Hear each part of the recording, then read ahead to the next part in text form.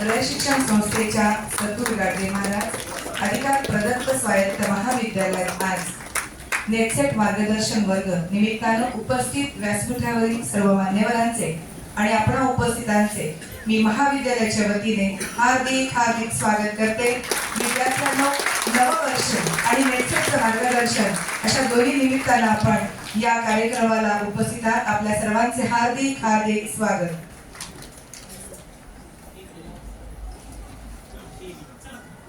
आजच्या कार्यक्रमाचे प्रास्ताविक डॉक्टर आर.बी. बनबट्टे सर यांनी करावे अशी त्यांना विनंती।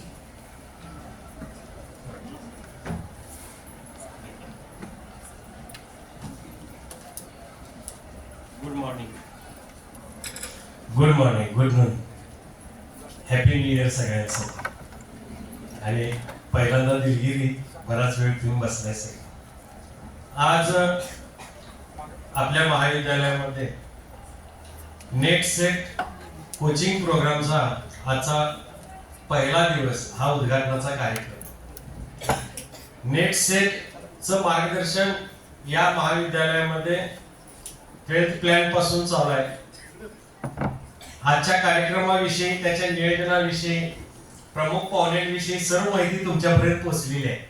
त्यासाठी मी जास्त वेळ घेणार नाही, परंतु गेल्या काही माहिती मला सांगावी अशी वाटते। गेल्या 5 वर्षामध्ये जवळपास 117 विद्यार्थ्यांनी आमच्या इथल्या ऑनलाईन ऑफलाईन डिपार्टमेंटल जनरल पेपरचा कॉन्टॅक्ट सेशन मार्गदर्शन घेऊन सक्सेस झालेले आहे। आणि आज सकाळी आणखी पुन्हा नाव आलं 40वा विद्यार्थी आमचा की CSR UGC नेट हा 93 रँकनं पास झाले। आजच त्याचं द्या, म्हणजे तो आता आहे, आज येऊ शकला नाही, त्याचा पण सत्कार ठेवायचा होता, पण तो आता मुंबईमध्ये आहे, हैदराबाद मध्ये असताना तो आलता।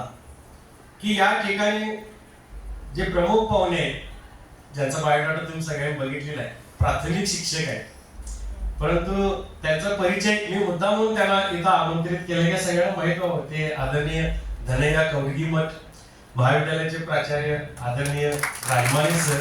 आज खूप टाईट शेड्यूल आहे, तुम्हाला वेट करावं लागलं, मलाच कसं वाटतंय, परंतु चांगल्या गोष्टीसाठी सब्र का फल मीठा होता है।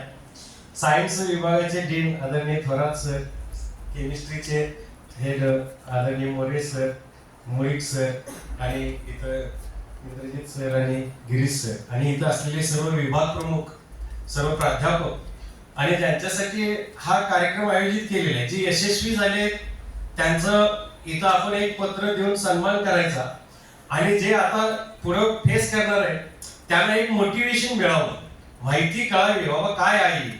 सेट नेटच्या बाबतीमध्ये 2 गोष्टी सगळ्यांच्या समोर नेहमी येत असतात। एवढे सगळे सेट झाले, सगळ्यांना नोकऱ्या कुठे आहेत? बरेच आमच्याकडे बरेच CHP आहेत, पण त्याला हे पण माहित आहे की तुम्ही सेट नेट आहे म्हणून तुम्ही इथं CHP म्हणून आहे, किंवा याचा विचार तरी करताय की मला किमान इथं नोकरी तरी मिळेल। हे रोजगार हमी सारखं हक्काचं नाही आहे, इट इज लायसन, हे लायसन आहे। तुम्हाला या पेशामध्ये येण्यासाठी ही एक वाट आहे, तुम्हाला याच्यामुळं एक वाट निर्माण होते की बाबा मी याच्यासाठी पात्र आहे, प्राध्यापक होण्यासाठी, रिसर्चर होण्यासाठी। आणि आम्ही ऑनलाईन रजिस्ट्रेशन ठेवलं। याच्यामध्ये जे 117 मुलं पास झालेली आहेत, यातली जवळपास म्हणजे बाहेरच्या लोकांना सुद्धा, विद्यार्थ्यांना सुद्धा आम्ही हा लाभ देतो। जवळपास 18 शिक्षक आणि बाहेरच्या, आणि 8 विद्यार्थ्यांनी बाहेरच्या कॉलेज सोडून आज त्या यशामध्ये सहभागी आहेत। निकाल लागल्यानंतर पहिल्यांदा ते आम्हाला सांगतात की मी इथला लाभ घेतलेला आहे, इथली फॅसिलिटी मी घेतलेली आहे। पाटणचे सर आहेत, ज्युनियरचे, कडेगावचे आहेत, किंवा एक शिर्डीची मुलगी आहे, आम्ही सगळे अभिनंदन टाकलं, ती म्हटली मी सुद्धा तुमचा लाभधारक आहे आणि मी ते मार्गदर्शन घेतलेलं आहे। मी लिंक ज्यावेळी टाकली यावर्षी रजिस्ट्रेशनची सर, पहिल्या 10 मध्ये 8 विद्यार्थी कॅन्डिडेट्स हे बाहेरच्या लोकांनी रजिस्ट्रेशन केलेलं आहे।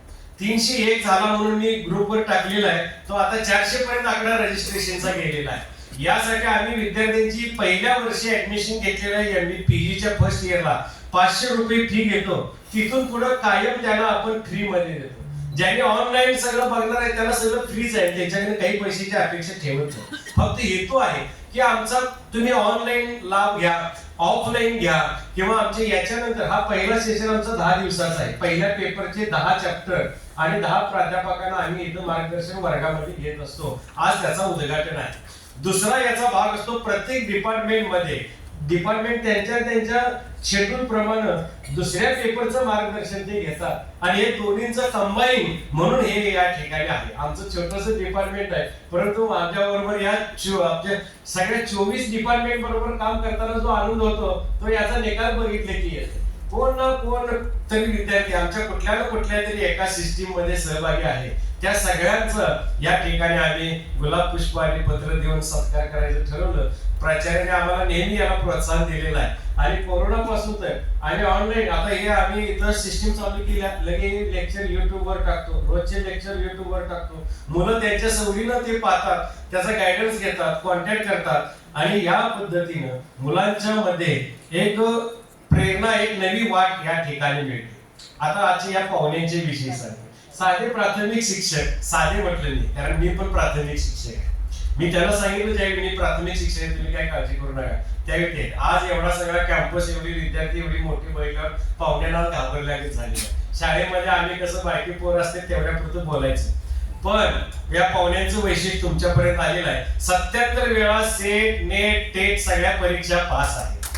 कन्याकुमारी पासून काश्मीर पर्यंत, गुजरात पासून अरुणाचल प्रदेश पर्यंत प्रत्येक राज्याची सेट परीक्षा, इंग्रजी सेट परीक्षा पास आहे. तिथं जाऊन त्यांनी परीक्षा दिलेली आहे. आमच्या विद्यार्थ्यांना पुण्याला नंबर आला तर 10 वेळा विचार करतो जाऊ काय नको, तिकडे कुठे नंबर आला तर बघू म्हणतो. पण प्रत्येक राज्यामध्ये जाऊन आलेले आहे. कर्ज काढून स्वतःच पगारामध्ये बसत नाही, केवळ 15 वर्षाचा अनुभव आहे. हे याच्याकडे इंग्रजी सेट व्हायचं का ठरवलं, त्यांचं रेकॉर्ड आहे. 10वीला त्याला इंग्रजीला 37 मार्क पडले होते, 12वीला थोडी प्रगती झाली, 36 मार्क पडले आणि मग ठरवलं की इंग्रजीत आपण एवढे बाद आहे का. आणि मग त्यांनी ठरवलं FY ला गेल्यानंतर की मला तुम्ही त्यांचं एबीपी माझं मुलाखत घेतलेली आहे, ती पण मी लिंक तुम्हाला दिलेली आहे. 2 वेळा यांचं अमेरिका आणि इंडिया गव्हर्नमेंटनं त्यांचं वर्ल्ड रेकॉर्ड म्हणून सत्कार केलेला आहे. आणि महाराष्ट्र आणि स्टेट गोवा स्टेटच्या सेट मध्ये प्रथम क्रमांक इंग्रजी सेट मध्ये आलेला आहे. एक वेळ मनात ठरवलं की आपण ब्रेन प्रोग्रामिंग करायला पाहिजे, आपण काय करू शकतो. 1-2 वेळा सेटला बसला नाही बसला हे काय होणारच नाही. कुंतम मॅडमने आम्हाला हा पाहुणा दिलेला आहे. त्यांचं सुद्धा ऍटिट्यूड चांगला होता सेट विषयी काय होते म्हणून. पण ह्या सगळ्या प्रोसेस मध्ये त्यांना प्रोत्साहन मिळालं आणि पहिल्यांदा लय दिवसाने ट्राय केला ते पासच झाली. याच्यामध्ये अशी कितीतरी जण आहेत. तुम्ही मनात फक्त ठरवा, होऊन जातं. यांनी मला इंग्रजीला कमी मार्क आहेत ना 10वीला 12वीला, मी कसं पास होते बघतो. BA MA त्यांची मुलाखत नीट ऐका तुम्ही, त्यांचं लिंक पण दिलेली आहे. नसलं तर मी इथं ठेवलेलं आहे, पुन्हा त्यांचं युट्यूब चॅनल दिलेलं आहे. आतापर्यंत हजारो विद्यार्थ्यांनी त्यांच्या पुस्तकाचा, आता सकाळपासून त्या रीमा वगैरे कोणतं आल्या, तुमचं पुस्तक मी मागवलंय, ते घेतलं, त्याचा अभ्यास केलेला आहे. फक्त तुमच्या पुढे एक आयडॉल असावा, हाच त्याचा बोलवायचा हेतू. 0 पासून इथपर्यंत ज्यांनी वर्ल्ड रेकॉर्ड केलं याच्यामध्ये 8 पुस्तकं त्यांची पब्लिश आहे सेट नेटच्या विषयीची, शिकवायला 5वी ते 8वी इंग्रजी विषय शिकवायला. पण याच्यामध्ये काय त्यांचा अफाट आहे. जरा बोलताना ते बॉर्डरवरचे आहेत, अक्कलकोटचे आहेत, तुमच्यासाठी आपल्यासाठी ते इथपर्यंत आलेले आहेत, काल रात्रीच आलेले आहेत. त्यांचं मराठी थोडंसं कच्चं आहे, आपण समजून घ्या. तुमच्या एवढ्या मॉक पुढे आमच्या शिक्षकांचं बोलायचं धाडस नसतं. आता मी जरा मुरदार झालोय त्यामुळे बोलतो, परंतु हे आपण समजून घ्या. आणि त्यांचे कॉन्टॅक्ट नंबर आम्ही तुम्हाला देतोय, त्याच्यानंतर तुम्ही त्यांना कॉन्टॅक्ट करा. इथं त्यांचे शब्द बोला, ऐकून घ्या. एवढं बोलून मी माझे हे प्रास्ताविक पाहुण्यांचा परिचय थांबवतो. आपणा सर्वांचं या ठिकाणी मनपूर्वक स्वागत करतो आणि जरा वेळ झाल्यामुळे दिलगिरी पण व्यक्त करतो. धन्यवाद. सत्कार समारंभ संपन्न होत आहे. या कार्यक्रमाचे प्रमुख पाहुणे माननीय श्री धनय्या तोडकीमठ यांचे स्वागत महाविद्यालयाचे आदरणीय प्राचार्य डॉक्टर राजमाने साहेब यांनी करावे अशी विनंती. टाळ्या वाजवा सर्वांनी. त्यानंतर मी वनवट्टे सरांना विनंती करते, आपण महाविद्यालयाचे आदरणीय प्राचार्य डॉक्टर राजमाने साहेब यांचे स्वागत गुलाब पुष्प देऊन करावे.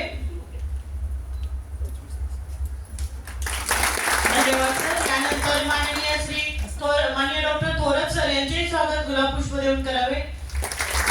माननीय डॉक्टर मोरे सर यांचे स्वागत गुलाब पुष्प देऊन करावे. यानंतर व्यासपीठावर उपस्थित असणारे ढोले सर यांचेही स्वागत गुलाबपुष्प देऊन करावे. व्यासपीठावर उपस्थित असलेले माननीय डॉक्टर मोहित सर यांचे स्वागत थोरात सर करतायत. यानंतर माननीय पेंढारकर सर यांचेही स्वागत संपन्न होत आहे. यानंतर मी ढोले सरांना विनंती करते सेंटेड मार्गदर्शन वर्गाचे समन्वयक माननीय श्री वनवटे सर यांचे स्वागत आपण गुलाबपुष्प देऊन करावे.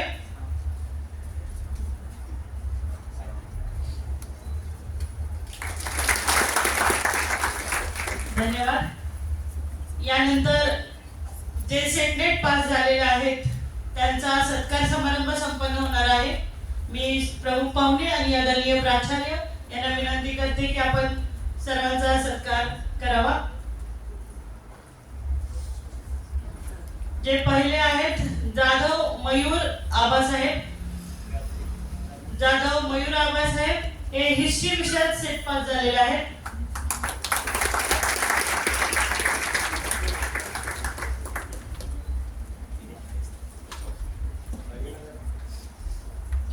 सर्वांनी टाळ्या वाजवून त्याला साथ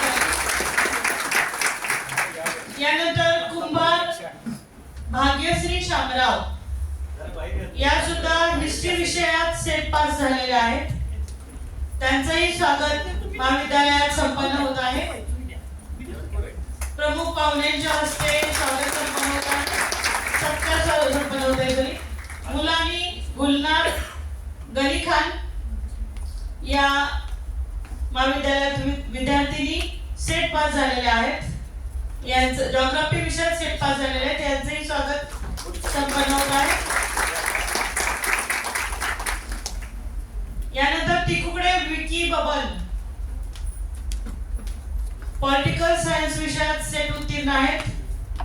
तिकुकडे विकी बबन प्रमुख पाहुण्यांच्या हस्ते महाविद्यालयाचे सन्माननीय प्राचार्यांच्या हस्ते सत्कार संपन्न होत आहे.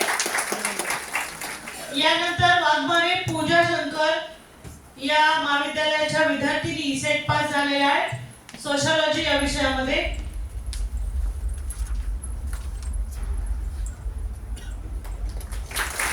यानंतर गोडसे राहुल रमेश हे उपस्थित नाहीयेत. यानंतर देसाई अनुराधा किरण हे नाहीयेत. क्षीरसागर स्वप्नाली सचिन बहुधा या उपस्थित नसाव्या. यादव वर्षा सुप्रीत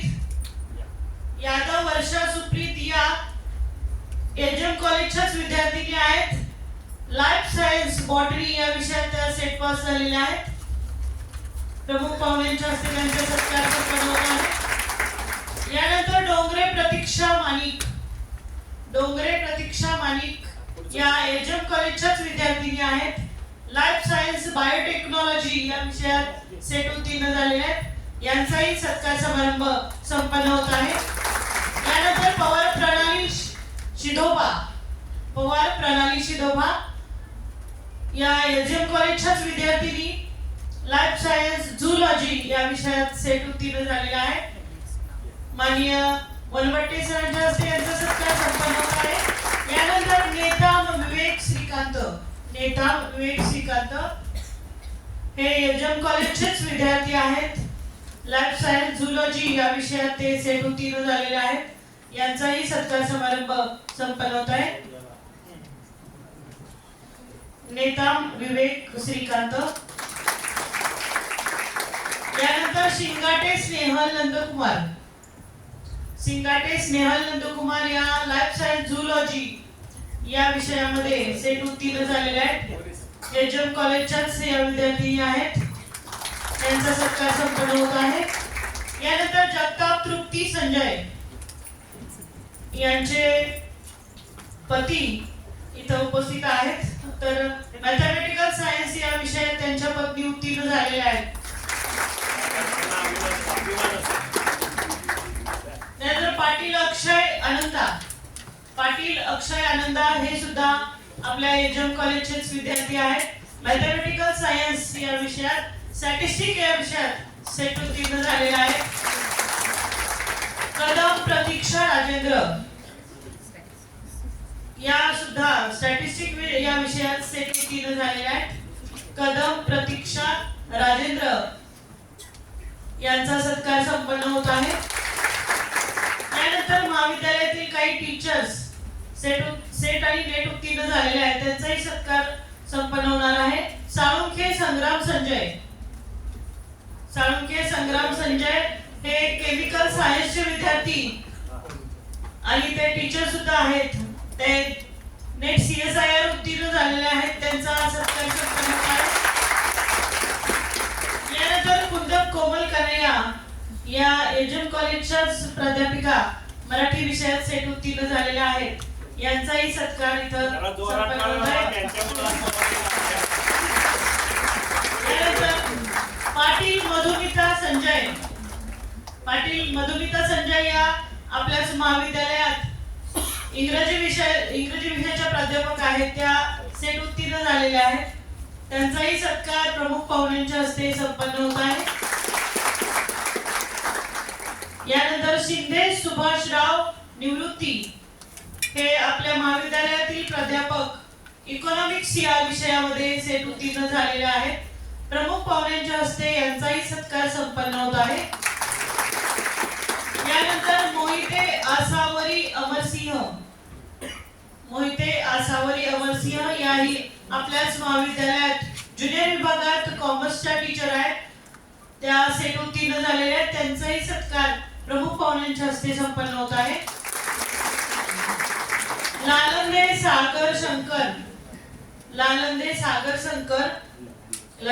सागर शंकर हे सुद्धा ज्युनियर कॉलेज टीचर आहेत आणि कॉमर्स विषयात सेट उत्तीर्ण झालेले आहेत, यांचाही सत्कार संपन्न होत आहे. यानंतर पाटील सारिका प्रकाश याही केमिकल सायन्स मध्ये सेट उत्तीर्ण झालेले आहेत, महाविद्यालयात त्या प्राध्यापक म्हणून कार्यरत आहेत सध्या. यानंतर मगर संगीता किसन या सुद्धा केमिकल सायन्स मध्ये सेट उत्तीर्ण झालेल्या आहेत, यांचाही सत्कार संपन्न होत आहे. विभूते सोमनाथ दत्तात्रय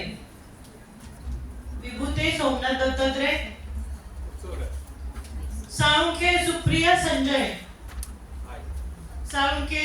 संजय या लाईफ सायन्सेस बायोटेक या विषयामध्ये सेट उत्तीर्ण झालेला आहेत.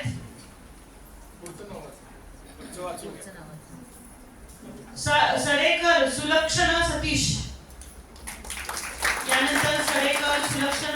सतीश या झूलॉजी या विषयामध्ये सेट उत्तीर्ण झालेले आहेत. यानंतर अग्रवाल स्वप्नील दीपचंद हे मॅथमॅटिकल सायन्स या विषयामध्ये सेट उत्तीर्ण झालेले आहेत. यानंतर पोळ प्रियंका उत्तम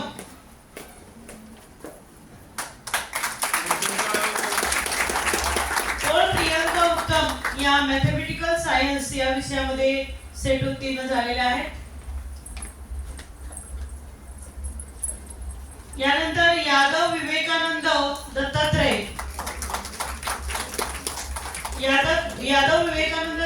हे मॅथमॅटिकल सायन्स मध्ये सेट उत्तीर्ण झालेले आहेत. चव्हाण प्रियंका शंकर या कम्प्युटर सायन्स या विषयामध्ये सेट उत्तीर्ण झालेल्या आहेत.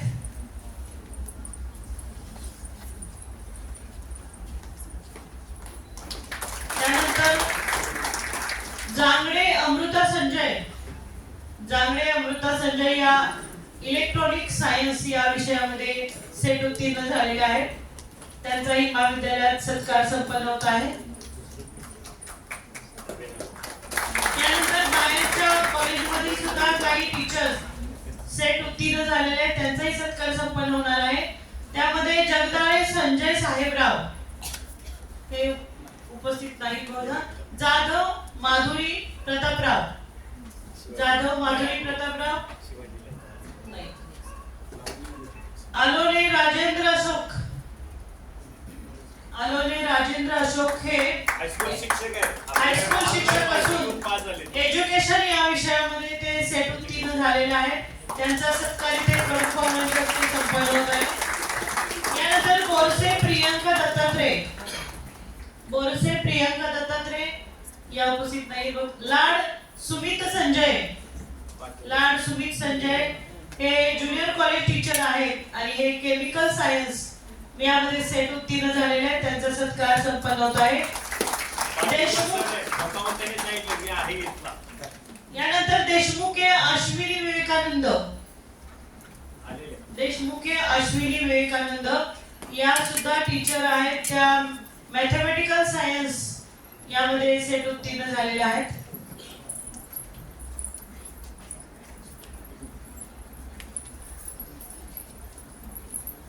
त्यानंतर इतर कॉलेजमधले काही स्टुडंट सुद्धा सेट पास झालेले आहेत. त्यामध्ये काटे श्रद्धा पोपट उपस्थित नाहीत बघा.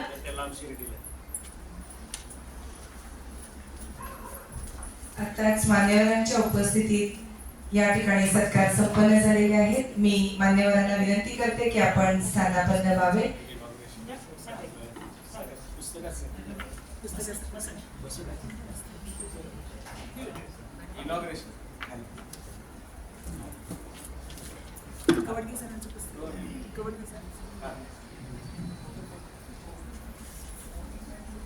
सरांची 2 पुस्तके इनॉग्रेशन. यानंतर आज ज्यांचं आपल्याला मार्गदर्शन लाभणार आहे अशा मान्यवर माननीय श्री धनया कौटगीमठ सरांच्या पुस्तकाचं प्रकाशन आज या समारंभामध्ये संपन्न होते. मी व्यासपीठावरील सर्व मान्यवरांना विनंती करते की आपल्या शुभ हस्ते आपण या पुस्तकाचे प्रकाशन करावे. एकदा जोरदार टाळ्या होऊन जाऊया.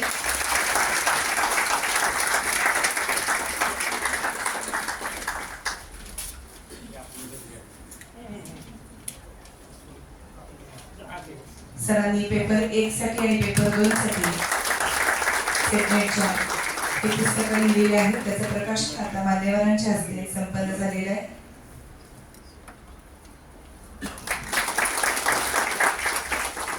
आमचे आदरणीय साहेब डॉक्टर मोहन रजमाले साहेब हे आम्हाला नेहमीच मार्गदर्शन करत असतात. त्यांना सुद्धा अक्कलकोटच्या स्वामी समर्थांची प्रतिमा या ठिकाणी भेट म्हणून सरांनी दिली.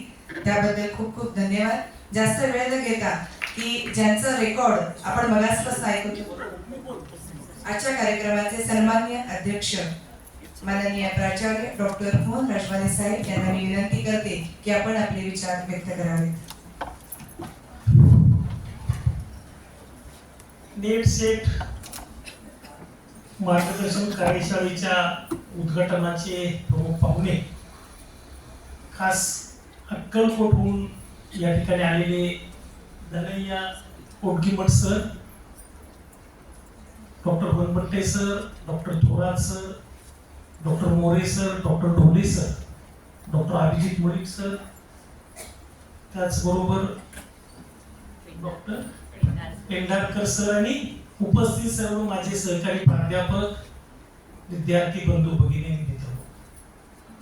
दरवर्षी आपण आपल्या महाविद्यालयामध्ये नेट सेट मार्गदर्शन कार्यशाळा घेतो. गेली अनेक वर्षी घेतो, परंतु अलीकडच्या 4-5 वर्षामध्ये या कार्यशाळेचा रिझल्ट त्याचं फलित दिसू लागलेला आहे. खूप चांगला रिझल्ट लागतोय. गेल्या 4 वर्षामध्ये 118 विद्यार्थी पास झाले आणि त्यातला उच्चांक म्हणजे गेलेल्या वर्षी एकाच वर्षामध्ये 40 विद्यार्थी पास होत आहेत. डॉक्टर वनपट्टे सर आणि त्यांची जी टीम आहे याच्यासाठी काम करणारी, खूप चांगलं काम तुम्ही करता आहात. ऑफलाईन लेक्चर्स असतात, ऑनलाईन लेक्चर्स सुद्धा विद्यार्थ्यांना ते उपलब्ध होत आहेत. वेगवेगळ्या जिल्ह्यामधून काही विद्यार्थी, प्राध्यापक, शिक्षक जॉईन होत आहेत आणि या कार्यशाळेचा लाभ घेत आहेत. मी मोठं भाषण करणार नाही, कारण आज अक्कलकोटहून सर या ठिकाणी आलेत आणि त्यांची माहिती सांगताना आपण ऐकलं असेल की 77 वेळा नेट सेट टीईटी परीक्षा पास झालीत. मी तेच या विषयावरती अगदी त्यांचा अनुभव काय करण्यासाठी ज्या काही ट्रिक्स असतील त्या तुम्हाला समजावून सांगतील. पण मी एकच गोष्ट सांगेन, आपण नेहमी बोर्डाची परीक्षा, विद्यापीठाची परीक्षा, त्या पद्धतीनं आपण अभ्यास करतो, परीक्षेची तयारी करतो. आणि ही जी नेट सेट असेल, टीईटी असेल, ह्या एक्झाम्स थोड्या ऑब्जेक्टिव्ह आहेत आणि त्याला काहीतरी ट्रिक्स आहेत. अभ्यास कसा करावा, तयारी कशी करावी, परीक्षेला कसं सामोरं जावं, त्या ट्रिक्स जर एकदा आपल्याला समजल्या तर एकदाच काय तुम्ही सुद्धा 2, 3, 4 वेळा पास व्हा, क्वालिफाय व्हा. सर तरी पास झालेतच. माझे मित्र विद्यापीठातले राशीनकर सर केमिस्ट्रीचे 17-18 वेळा क्वालिफाय झाले. त्यांनाही आपण बोलवतो. सरांनी तर त्याच्यापेक्षा रेकॉर्ड केलं. आपल्यातलाच एक बसलेला विद्यार्थी संग्राम साळुंकी तो प्राध्यापक आहे, तो 3 वेळा पास झाला. म्हणजे एकदा तुम्ही पास झाला, पुन्हा बसला तर निश्चितपणे तुम्हीही पास होऊ शकता. तिसऱ्यांदा होऊ शकता, चौथ्यांदा होऊ शकता, पाचव्यांदा होऊ शकता. आणि मग हे ट्रिक्स एकदा समजून घ्या. एकदा ट्रिक्स समजले की मग तुम्हाला नेट सेट अवघड वाटणार नाही. पण त्या समजल्या नाहीत, आपण समजून घेतलं नाही काय वाचतोय ते, परीक्षेला कसं सामोरं हे जर आपल्याला समजलं नाही तर किती जरी अभ्यास केला, कितीही वर्षे बसलो तरी आपण क्वालिफाय होऊ शकत नाही. आणि या दृष्टिकोनातून ह्या ट्रिक्स सांगण्यासाठी पण बट्टे सर अतिशय चांगले मान्यवर या नेट सेट मार्गदर्शन कार्यशाळेमध्ये बोलवत चला. त्यांचा अनुभव आपल्या विद्यार्थी, प्राध्यापक, शिक्षक म्हणजे परीक्षार्थींना होईल आणि निश्चितपणे अतिशय चांगला रिझल्ट मिळेल. जे परीक्षार्थी गेल्या वर्षभरामध्ये क्वालिफाय झाले त्या सर्वांचं मी मनपूर्वक अभिनंदन करतो. जे नव्यानं आता तयारी करून बसणार आहेत त्यांना देखील मी शुभेच्छा देतो. आपणा सर्वांना नवीन वर्षाच्या हार्दिक शुभेच्छा देतो. आणखी एक गोष्ट जाता जाता सर म्हणाले की सेट नेट होऊन कुठं नोकरी मिळते. नोकरी आजकाल कुणालाच मिळत नाही. बीई झाला डिस्टिंक्शन मध्ये एखादा विद्यार्थी गव्हर्नमेंट कॉलेजमधून बीई होईल त्याला देखील नोकरी मिळत नाही. म्हणून काय आपण आपलं क्वालिफिकेशन वाढवायचं नाही असं नाही. आज थोडस शिक्षक भरतीची जाहिरात निघत नसेल, आज ना उद्या त्याला प्राध्यापकाची भरती करावी लागेल आणि ती ज्या वेळेला जाहिरात येईल त्यावेळेला जर आपल्याजवळ क्वालिफिकेशन नसेल तर आपण अर्ज पण करू शकत नाही. त्या सिनियर कॉलेजच्या प्राध्यापकाच्या साठी जर मिनिमम क्वालिफिकेशन फुलफिल करू शकत नसेल तर आपला अर्जच व्हॅलिड होत नाही. सिलेक्शन तर दूरच राहिलं, इंटरव्ह्यू देखील बोलवत नाही. आणि म्हणून जर पोस्ट ग्रॅज्युएट झाल्यानंतर प्राध्यापक म्हणून सिनियर कॉलेजला नोकरी करायची असेल, संशोधन करायचं असेल तर आपल्याला नेट सेट मस्ट आहे. ते करून घेऊया आपण आणि मग नंतर इंटरव्ह्यू फेस करू. कधी जागा मिळतील तो प्रश्न वेगळा आहे. म्हणून नेट सेट झालं पाहिजे आपल्याला जास्तीत जास्त विद्यार्थ्यांनी अपेक्षा व्यक्त करतो. तुम्हाला सर्वांना शुभेच्छा देतो. धन्यवाद साहेब.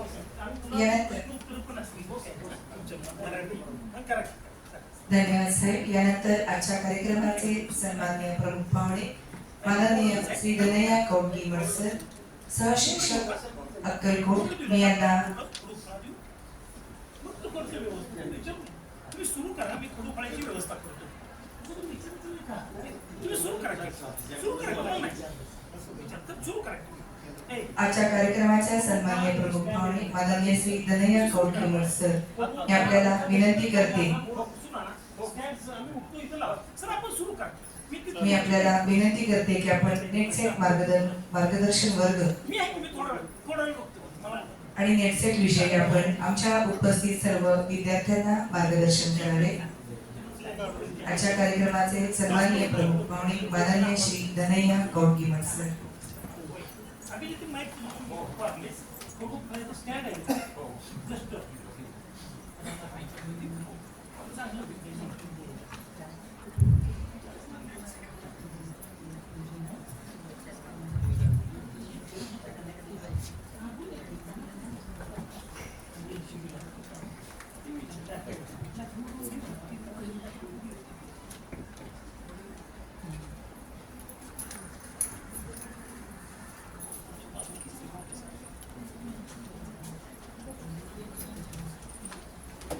नतमस्तक मी शिवाभावना घडवणाऱ्या जिजाऊंच्या चरणी, नतमस्तक मी या देशाला संविधान लिहून दिलेले डॉक्टर बाबासाहेब आंबेडकरांच्या चरणी, नतमस्तक मी जगाला वचन साहित्य लिहून दिलेले महात्मा बसवेश्वरांच्या चरणी नतमस्तक मी देशाचे नाव विज्ञान क्षेत्रामध्ये लिहिलेले डॉक्टर APJ अब्दुल कलाम सरांच्या चरणी नतमस्तक मी शिक्षणाची दाद गरिबापर्यंत नेलेले कर्मवीर भाऊराव पाटलांच्या चरणी नतमस्तक मी मला शिक्षण दिलेले सर्व गुरुजनांच्या चरणी नतमस्तक मी देवांच्या स्वरूपात जन्म इथं माझ्या समोर जमलेले सर्व विद्यार्थ्यांच्या चरणी नतमस्तक.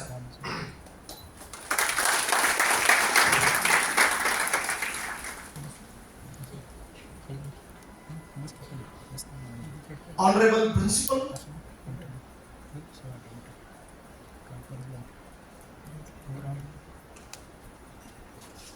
Dr. Rajmani Sir ji, Dr. Ramchandra Valbhatte Sir ji, and all the dignitaries and all the respected professors and my dear students and my dear aspirants. Today is a special day for me. This is the new beginning.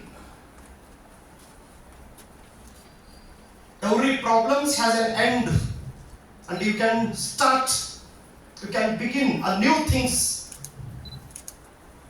This is a special day for you also to do one new work.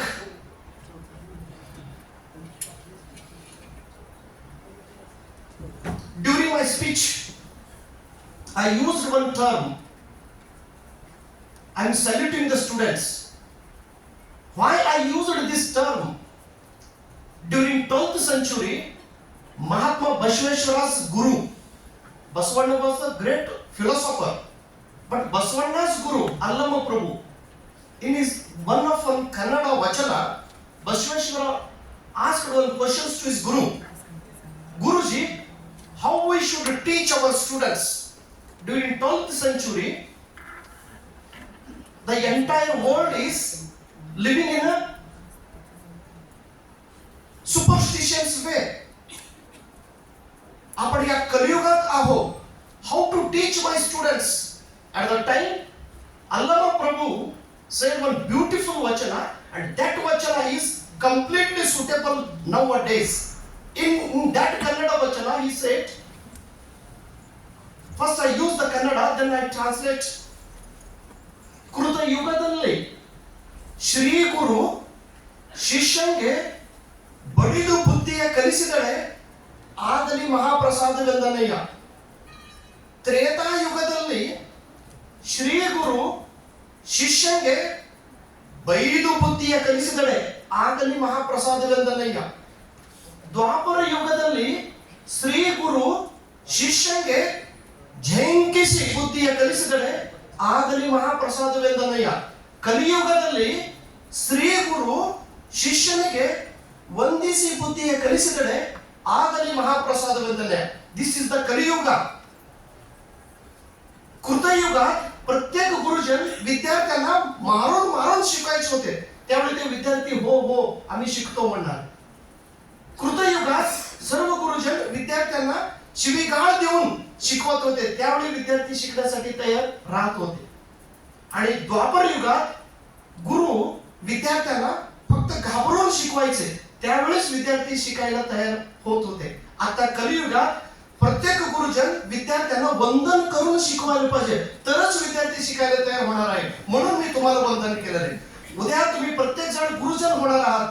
विद्यार्थ्यांना मारून, विद्यार्थ्यांना शिवी देऊन, विद्यार्थ्यांना punishment देऊन आपण शिकू शकतच नाही. We have to encourage the students. We have to find out the quality which the student is having. Bring the quality out. First you have to bend.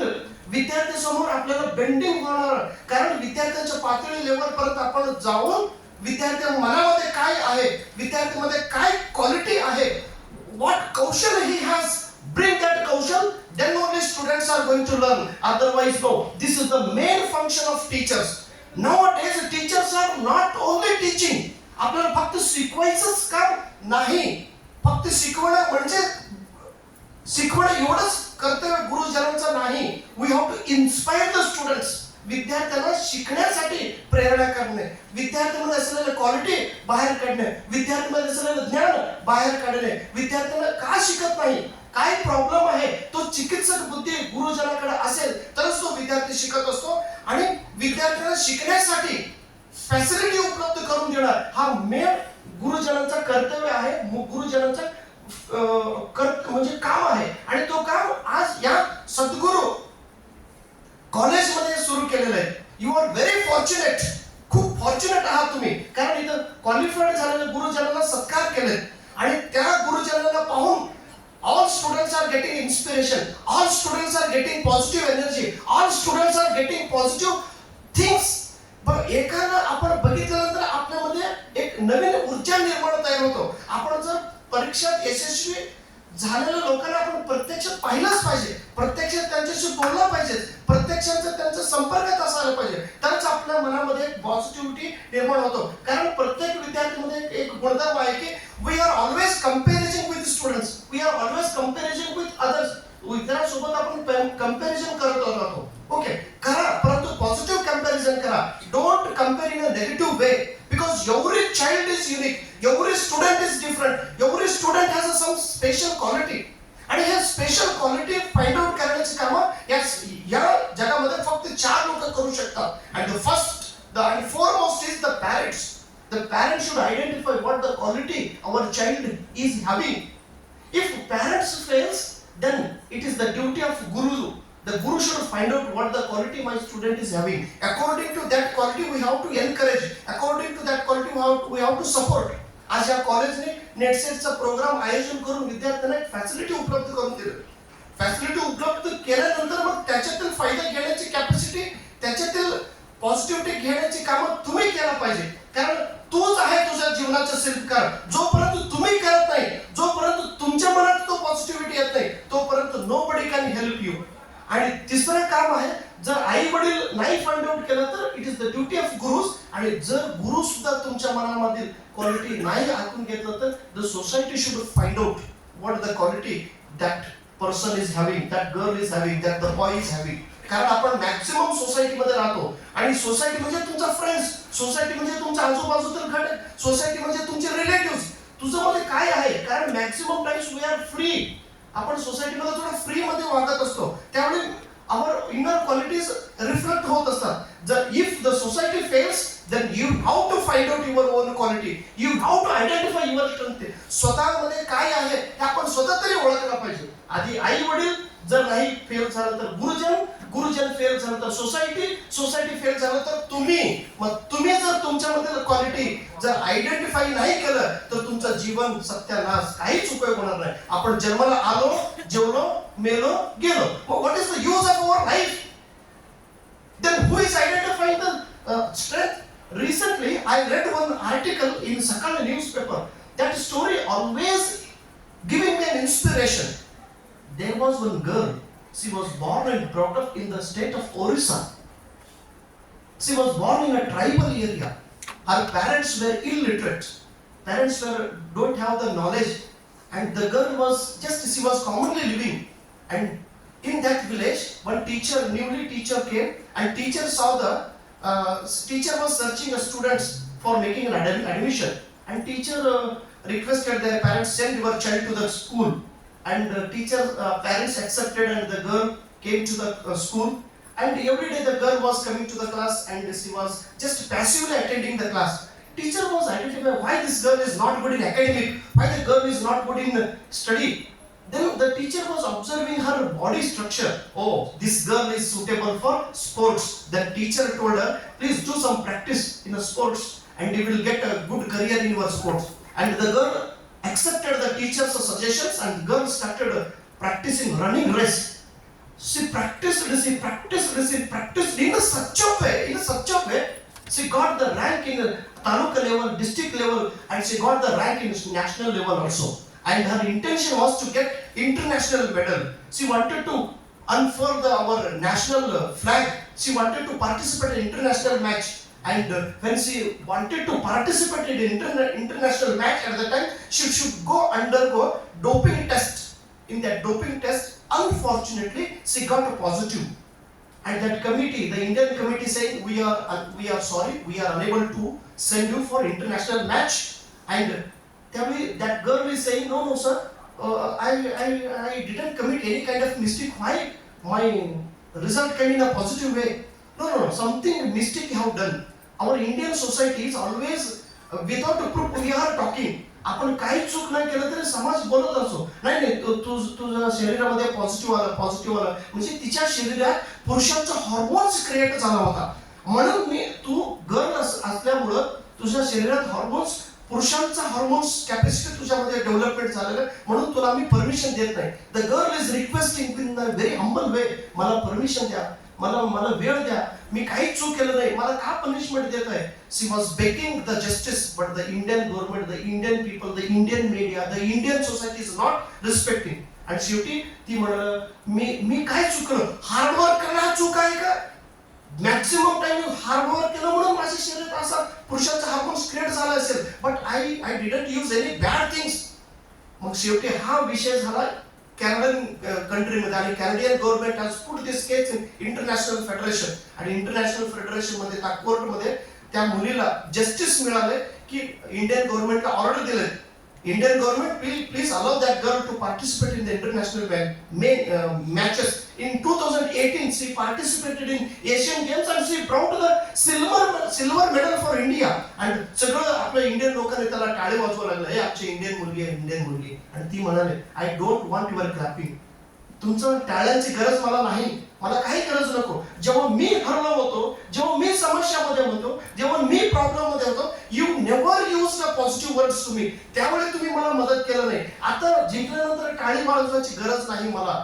आणि विद्यार्थी मित्रांनो, मी तेच म्हणतो, हरल्यानंतर अनेक जण आपल्याला जे मदत करतात तेच हात खूप श्रेष्ठ होतो. जिंकल्यानंतर वाजवणारे टाळे श्रेष्ठच आहे, परंतु त्या टाळ्यापेक्षा जे हरल्यानंतर आपल्याला सपोर्ट करणारे टाळे आहेत, जे सपोर्ट करणारे हात आहेत, ते खूप श्रेष्ठ असतात. म्हणून आज तुम्हाला मदत करण्यासाठी या कॉलेजने एक हात तुमच्या पाठीमागे आहे, प्रोत्साहन ते हात this college is putting on you. So आता हे नेट आणि सेट काय आहे, हे नेट सेट आपण कशाला दिला पाहिजे, नेट सेट परीक्षा पास झाल्यानंतर काय उपयोग आहे, असे अनेक क्वेश्चन्स आपल्या समोर उभे राहणार आहेत.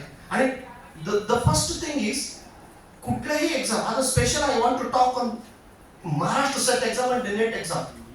एक एक्झाम देत असताना सुरुवातीला आपल्या मनामध्ये एक धोरण तुम्ही निश्चित घ्या की why should I write this exam. तुमचं डिटर्मिनेशन काय आहे, तुमचं एम काय आहे, तुमचा उद्देश काय आहे, तुमचं गोल काय आहे, तुमच्या लाईफ मध्ये तुम्हाला काय करायचंय ते अगोदर ठरवा. ठरवलं तर होत आहे, आधी ठरवलं पाहिजे. आणि ठरवणारा कोण? You. First, are you suitable to this post? You, is it your body is suitable? Is it your मन is suitable? Is it your कसं असतो इंटरेस्ट आहे का त्या क्षेत्रात?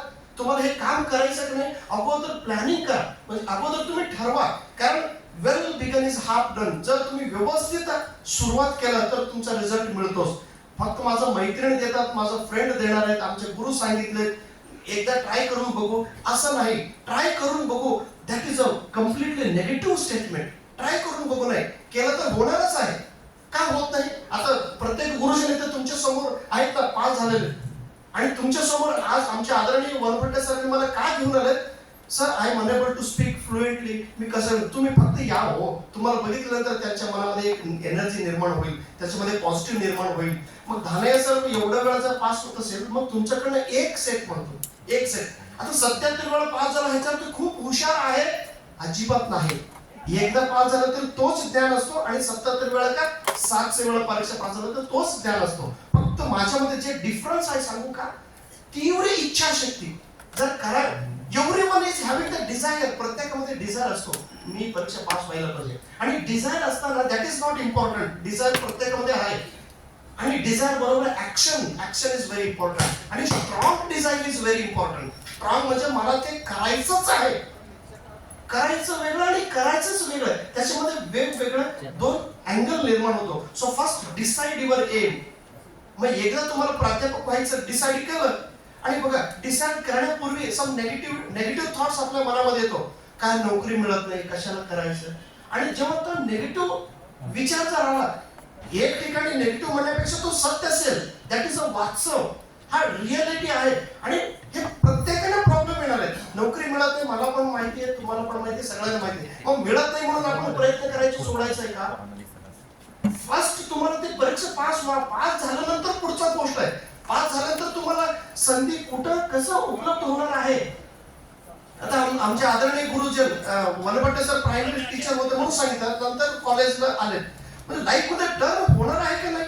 आज एक अणदूर मधला एक माझा मित्र जो सोलापूरमध्ये एका कॉलेजमध्ये शिकवत होता आणि विदाऊट नेट सेट असल्यामुळं तो 7 वर्ष त्या कॉलेजमध्ये काम केलं, तर त्या कॉलेजने त्याला हकलून दिलं. आणि नंतर त्याला मी म्हटलं, अरे बाबा, first you should pass NET exam, first you should pass SET exam, then only you will get an opportunity. आणि तो नेट परीक्षा पास झालं लगेचच he got an opportunity to work in NCERT मध्ये.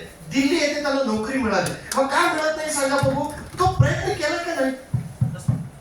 आणि दुसरा एक सोलापूरचा माझा मित्र आहे नागेश खराडे सर म्हणून, इंग्रजी मधला खूप चांगला माणूस.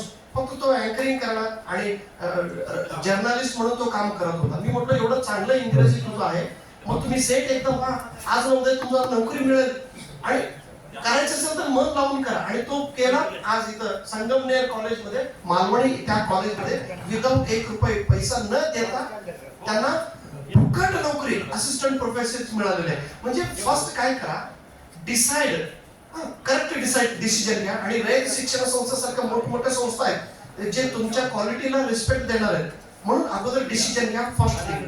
आणि दुसरं काय आहे तर हे सेट आणि नेट परीक्षा पास होत असताना ह्याचं स्ट्रक्चर समजून घ्या. पहिला तर डिसिजन घ्या, झालं. दुसरं काय पॉइंट आहे, ह्या परीक्षा पास होण्यासाठी आपल्याला काय स्ट्रक्चर असेल, किती पेपर्स असणार. आता प्रेझेंट 2 पेपर असणार आहे, पेपर 1 आणि पेपर 2. पेपर 1 हा सर्व विद्यार्थ्यांसाठी कॉमन असतो. पेपर 1 चा सिलेबस कमी आहे. पेपर 1 साठीचा सिलेबस कमी आहे आणि पेपर 2 100 प्रश्न, एका प्रश्नाला 2 गुण, म्हणजे 200 गुणांसाठी. पेपर 1 100 गुणांसाठी, दोन्ही म्हणून 300. मग 300 पैकी आपल्याला किती मार्क मिळाल तर पास होतो, हे अगोदर तुमच्या डोक्यात कॅल्क्युलेशन पाहिजे. म्हणजे 300 पैकी कमीत कमी 160, 170, 180 मार्क घेतो तर आपण परीक्षा पास होतो. हे मार्क जोपर्यंत तुम्हाला स्ट्रक्चर समजत नाही तोपर्यंत तुमच्या मनात कॉन्फिडन्स येत नाही. अगोदर पास झालेल्या लोकांची कट ऑफ बघा ना, किती कट ऑफ घेतलेले. आणि पेपर 1 ला जर आपण जास्त मार्क घेतलो तर रिझल्ट मिळतो का पेपर 2 ला जास्त फोकस केला पाहिजे. फर्स्ट सेकंड पहिल्यांदा डिसिजन घ्या, अँबिशन फिक्स करा. दुसऱ्यांदा अंडरस्टँड द नेचर किंवा स्ट्रक्चर ऑफ द एक्झाम, त्या एक्झामचे स्ट्रक्चर. आता मी समजून घेतलं, 2 पेपर आहे. पेपर 1 हा सोपा असतो. पेपर 1 मध्ये आपल्याला भरपूर मार्क घ्यायचे. मिनिमम 60 मार्क घेतलं तर आपण पास होणारच आहोत. आणि तिथं 60, 70, 80, 90 पर्यंत सुद्धा आपण मार्क घेऊ शकतो. 180 मार्क आपला टार्गेट. आणि तिसरं काय आहे तर त्या परीक्षेचं रिलेटेड असलेले सिलेबस. हे बघा, जे मी आता 7 पॉइंट सांगणार आहे, these 7 points are very easy. ऐकायला इझी वाटतो. आता फक्त आज जर तुम्ही डिसिजन घेतलं आणि नंतर तुम्ही सोडून दिलं तर काहीच उपयोग नाही. आणि 7 पॉइंट सिंपल आणि साधा वाटतो तुम्हाला, परंतु इम्प्लिमेंटेशन करणं थोडं अवघड आहे. आणि सुरुवातीला अवघड वाटतो, नंतर it become so habitual, so easy वाटतं. तिसरा काय आहे तर सिलेबस. तुमचं पेपर 1 चा सिलेबस पूर्ण नोटबुक मध्ये लिहिला पाहिजे आणि पेपर 2 चा सिलेबस नोटबुक मध्ये पूर्णपणे लिहिला पाहिजे. आता लाईफ सायन्स सारखं सिलेबस बघा तुम्ही वेबसाईटवरून, 7 पेजेस सिलेबस आहे. मराठी लिटरेचर सारखं 4 पेजेस फक्त सिलेबस दिलेलं त्यांनी. जॉग्राफी सारखं बघा तुम्ही, तुमच्या विषयाचं सिलेबस तुमच्या नोटबुक मध्ये तुम्ही लिहिलं पाहिजे. आणि लिहिल्यानंतर त्याच्यातील किती सोपे घटक आहेत, तुम्हाला ओळख असलेले घटक कोणते आहेत ते बघा. आणि न ओळख असलेल्या पॉइंट्स वरती आपल्याला नोट्स काढायचं. First fix your ambition. Second तुमचा स्ट्रक्चर समजून घ्या. आणि तिसरा सिलेबस पूर्ण लिहून घ्या. आणि दररोज सिलेबस वाचन करणे. सर, सिलेबस वाचन केल्यानंतर काय फायदा होणार आहे, कॉन्फिडन्स स्टेबल राहतो आणि आपलं फोकस पूर्ण त्या कंटेंट वरती फोकस असतो. आणि चौथा काय आहे तर क्वेश्चन पेपर. पूर्वीचा जो क्वेश्चन पेपर असणार, पाठीमागील क्वेश्चन पेपर, तुमचा सेट असू द्या किंवा नेट एक्झाम असू द्या, त्याचा क्वेश्चन पेपर आपल्याला मिळतो. ते क्वेश्चन पेपर घ्यायचं आणि मिनिमम 3 वर्षांचा क्वेश्चन पेपर हाताने लिहायचं. क्वेश्चन पेपर जर तुम्ही व्यवस्थित लिहिल्यामुळं क्वेश्चन मधला जो वर्डिंग असतो ना, क्वेश्चन अंडरस्टँडिंग होणं खूप महत्वाचं आहे. वाचन केल्यानंतर क्वेश्चन अंडरस्टँडिंग होत नव्हतं. हे मी फक्त बिगिनर साठी मी सांगत आहे. प्लीज प्रत्येकाचं स्ट्रॅटेजी वेगवेगळा असेल किंवा माझं स्ट्रॅटेजी मी तुमच्या समोर मी मांडत आहे. क्वेश्चन पेपर नोटबुक मध्ये लिहिणे आणि लिहिल्यानंतर लिहिताना कसं पूर्ण क्वेश्चन लिहून खाली 4 ऑप्शन लिहून मग एका प्रश्नाला एक उत्तर बरोबर असेल तर बाकीचे 3 ऑप्शन का चुकीचं आहे त्याचं अनालिसिस करणे. तिथंच तुमचं सिक्रेट ऑफ सक्सेस आहे. आता गुरु म्हटलं तुम्ही टेक्निक सांगा, ट्रिक सांगा. ट्रिक टेक्निक काही नसतो. फर्स्ट हार्डवर्क करावं लागणार आहे, मग नंतर ऑटोमॅटिकली तुम्हाला तो ट्रिक आणि सोपं घटक कळत राहणार आहे. क्वेश्चन पेपर अनालिसिस आणि 3 वर्षांचं आणि तुमचं आणि पाहिजे म्हणजे पाहिजे क्वेश्चन पेपर. आणि the 5th step is limited study material. पुस्तक तुमच्या सोबत पाहिजे.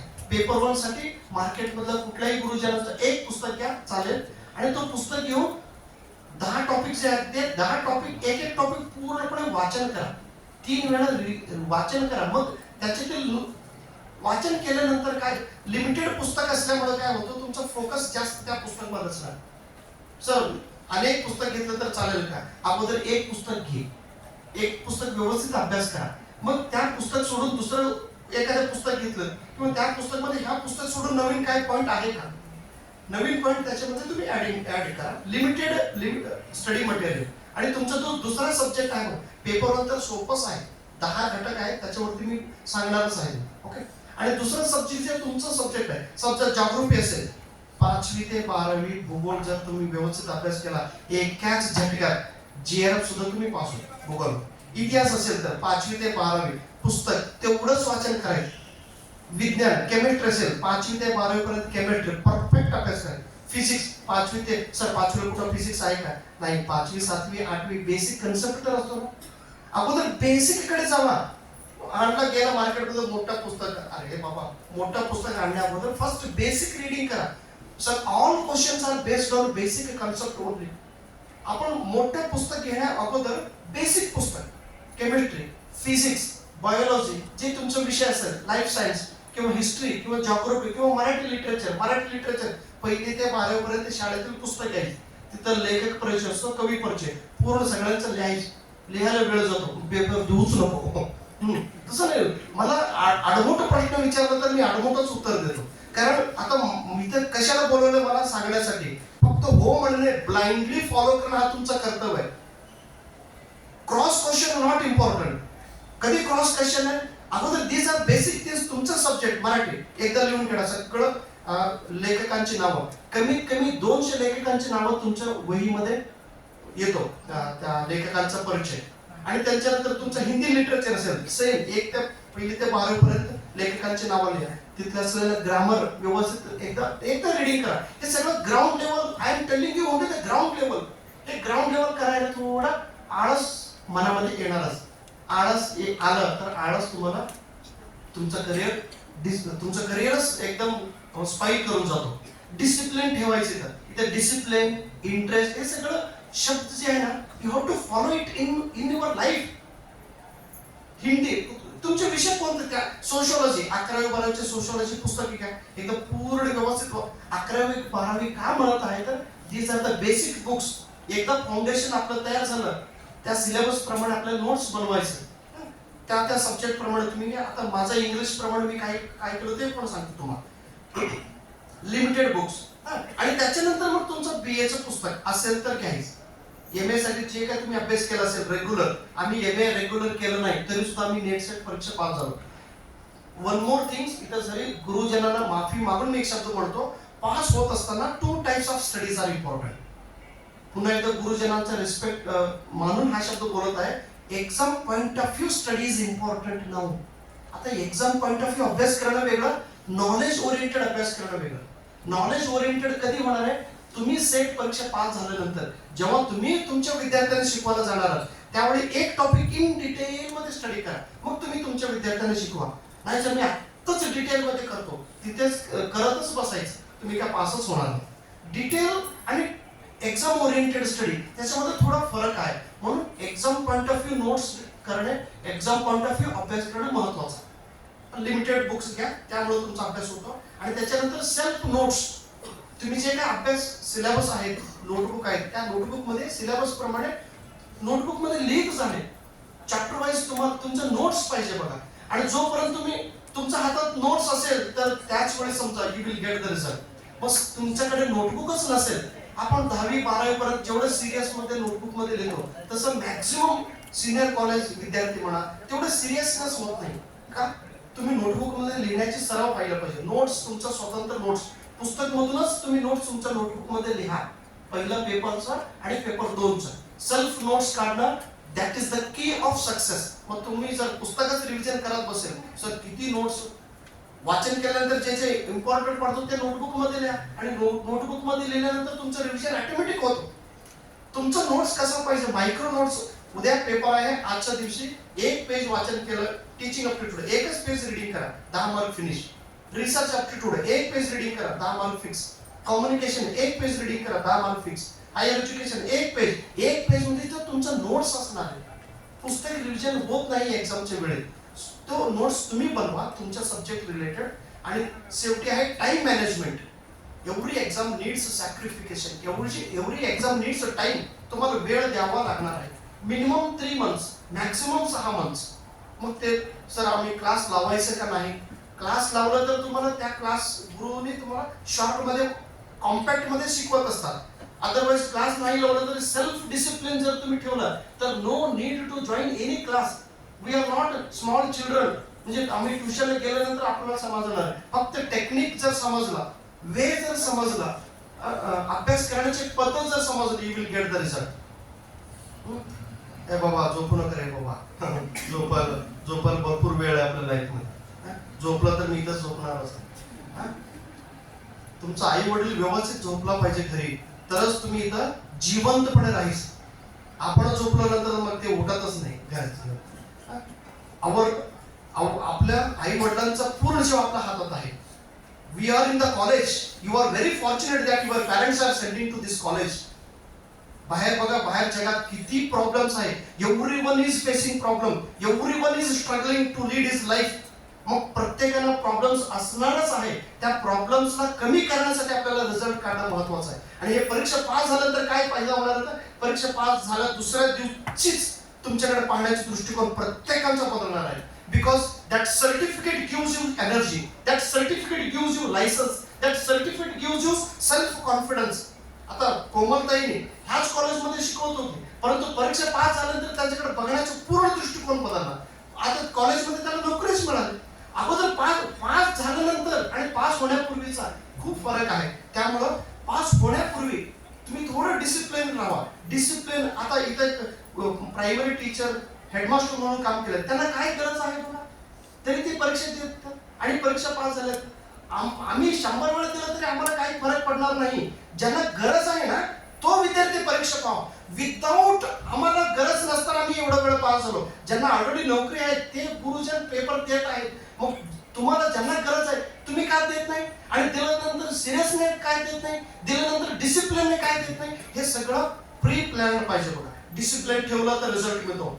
Discipline is the key to success.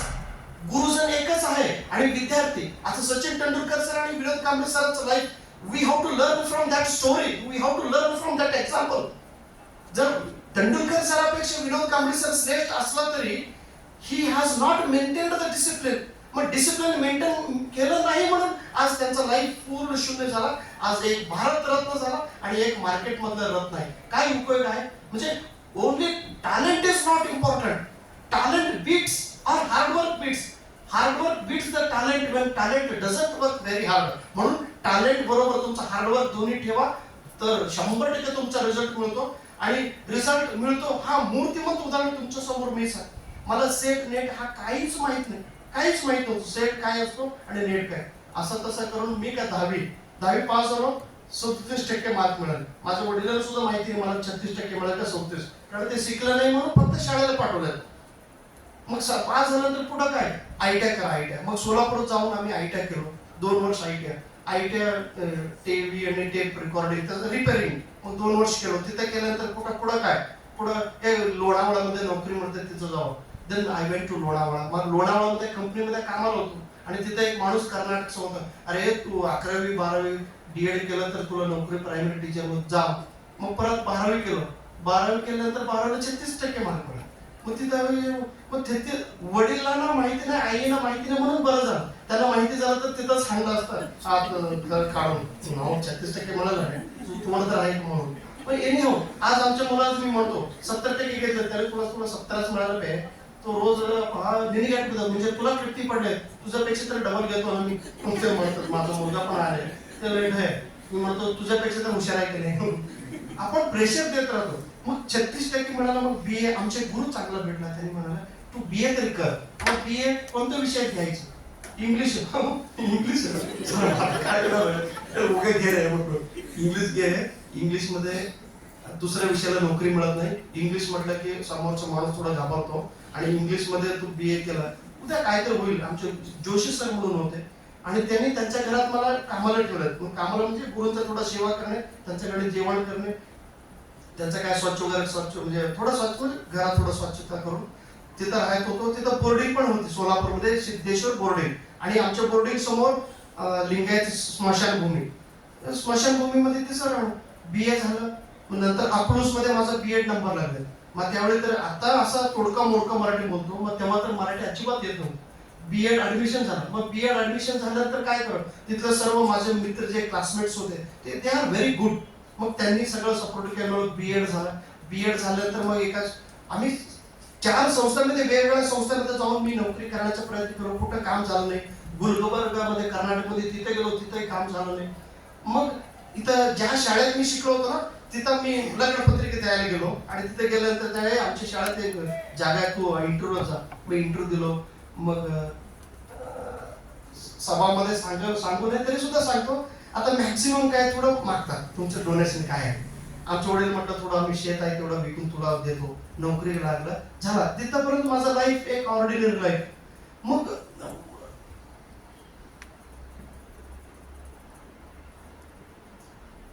when your life is going smooth, suddenly God gives something difficult work in front of you. आणि सर्वांसमोर सांगतो की अचानक आमचं घरचा फॅमिली खूप कोर्टापर्यंत गेले.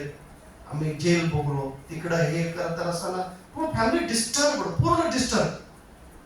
माय parents are requesting the god, we are not committing any kind of mistakes, why you are giving the trouble. आणि गावात जर असं मोठा प्रॉब्लेम होत असेल तर तुम्हाला गावच्या लोकांचे शब्द खूप त्रास होत असतो, कारण शब्द टोचतात तुम्हाला. शाळेत सगळे प्रॉब्लेम. मग विस्कटले आमचे लाईफ. आणि दुसरं लग्न आम्ही दुसरं लग्न तयार केलं. दुसरं मॅरेज झालं. मग ते काय मॅरेज झालं तर मग मी त्याच वेळी माझा एक मित्र होता, तो आटपाडीला राहत होता. मग तो सेट पास होऊन अक्कलकोटला, तो माझ्या गावचाच म्हणजे आमच्या गावचं दुसरं गाव. मग त्यांनी मी तिथं पेपर घ्यायला गेलो होतो बस स्टँड मध्ये. मग पेपर म्हणजे एक मॅगझिन घ्यायला गेलो होतो, लोकराज. मग तो लोकराज घेत असताना तो मित्राला तो पेपर घेतला. Please friends, this story, this incident will tell you how the life turns. मग तो पेपर घेत असताना तो माझा मित्र, अरे तू इथं कशाला. नाही, मी मला पेपर घ्यायचं. मग तू इथं काय, मी आज महाराष्ट्राचा सेट परीक्षा पास झालो. हे 2013 मधला घटना मी तुम्हाला सांगत आहे. मी महाराष्ट्राचं सेट परीक्षा पास झालो. आज माझं बातमी आल्या पेपरमध्ये, अरे बापरे तुला पेढा देतो म्हणून तो प्रकाश स्वामी मला पेढा दिला आणि परीक्षा पास झाला. अरे तू पण दे की पेपर. मग तू पण दे की पेपर एवढंच बोलून आणि तो गावी निघून गेला. मग त्याच वेळी माझा लाईफ खूप स्ट्रगल मध्ये असल्यामुळे पूर्ण डिप्रेशन मध्ये होतो. मग मी थोडा अभ्यासाकडे वळलो. मग अभ्यास रोज सकाळी 4 तास, पहाटे 6, 7, 8, 9 वाजेपर्यंत घरी येणे, थोडं जेवण करणे, पुन्हा शाळेला ड्युटी, शाळेनंतर पुन्हा 5 ते पुन्हा रात्री 9 वाजेपर्यंत अभ्यास करत असताना आमचे दुसऱ्या मॅडम ते तू येडाच आहे की किती वेळा अभ्यास करून. म्हणून पहिल्या मॅडम सोडून डबस म्हटलं मी मोठा पेपर देणार आहे, मोठा पेपर आहे.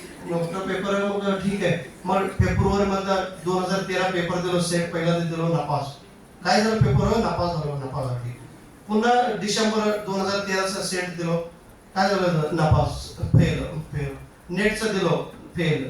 पुन्हा नेटचं दिलो, फेल. पुन्हा दिलं, फेल. किती वेळा फेल होता रे, किती डय तू सर, तर कसं झालं. तुला काय माहिती घ्या म्हणून, तुला काय माहिती डय म्हणून मला कळत. मी पर्याय तुला तू शाळाच गेलो नाही, तुला काय माहिती सेट नेट शर्ट नेट मॅट घ्या, एक नवीन मॅट म्हटलं. मॅट म्हणजे कन्नडमध्ये चप्पलला मॅट मारतात. मॅट घ्या नवीन, ते घालून जावा आणि पेपर द्या म्हटलं. तुला काय कळतं. आणि चौथं म्हणजे एवढा अभ्यास करत होतो ना, पण मला नेमकं स्ट्रक्चर कळत नव्हता. आणि ज्या मित्राकडे जाऊन मी मार्गदर्शन विचारत होतो, बाबा थोडा सांगा, तुला सांगू अरे थोडं स्ट्रक्चर तरी सांगा काय असतं. Unfortunately nobody has guided. मग आज तो सांगितलं असतं तर त्याचं नाव मी प्राऊडने घेतलं असतं. फक्त एक माझा मित्र, तू पेपर ते एवढंच बोललेला हा माणूस, जेव्हा 4 वेळा म्हणजे 2 वेळा सेट नापास झाला आणि 3 वेळा नेट नापास झाल्यानंतर मी एवढा अभ्यास करत होतो, लई घासत होतो, अभ्यास अभ्यास अभ्यास. आणि आमचे मॅडम एकदम काय म्हणलं, लई मला बोलू नको, मला टेन्शन आहे म्हटलं. तुम्ही पण एकदा 2दा 3दा नापास झाला, घरी कोण जर तुम्हाला म्हटलं हे किती वेळा नापास होता म्हटलं, नंतर मी काय करत असो, घरी येते हक्क म्हणजे काय म्हणतो त्याला, रोप म्हणतात ना मोठं. दुपारी रोप घेतलो, गेलो शेताकडं. मोठं डोंगर होतं, मोठं झाड होतं, बांधलं त्याला. झाडा घेऊन आमच्या मोडीला ते मोठे दारा घेऊन गेले, बघा काय झालं. त्यांनी येईपर्यंत मी झाडाला घट्ट बसून लावून तोंडाला थोडं रुमाल, थोडं पाणीमध्ये घालून घेऊन लावून. मग आमचे पाहुणे, माझे बायको सगळे यायला पळत काय झालं. ते मला बघितल्यानंतर झाडाच्या मला लाज म्हणा, कारण मी झोका खेळत होतो.